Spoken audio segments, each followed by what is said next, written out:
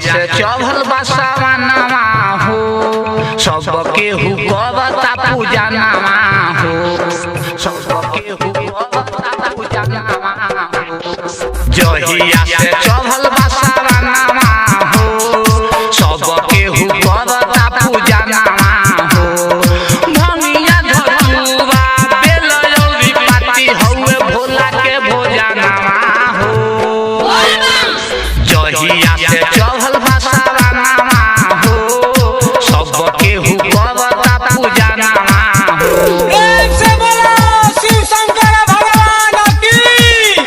Music director Kanchan Raj, नीम चौक चौसीमा वैशाली। सबके हुकबता पूजा नामा हो रिम झिम बदरा बरसोता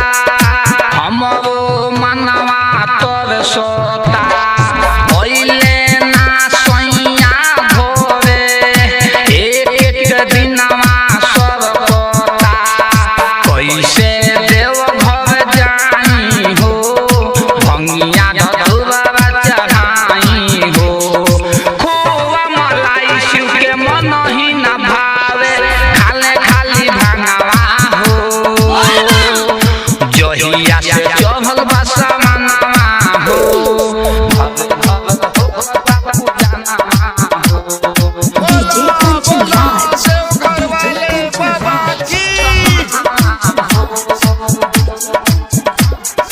नीम चौक चौसीमा वैशाली। जे भी कुंवारी भूखेला मन जोगे बरऊ हो पावेला सावन में जल ढारी के